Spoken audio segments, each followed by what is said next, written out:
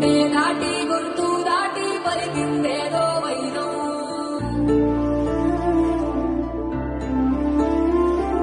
మూడు వారిన మనసులోనే పలికిందేదో ప్రాణం. కన్నుల్లోని గంగే పొంగిన ఆనందం, కాలంతో పరిహాసం చేసిన స్నేహం. భక్తులు దాటి హద్దులు దాటి జగములు దాటి యుగములు దాటి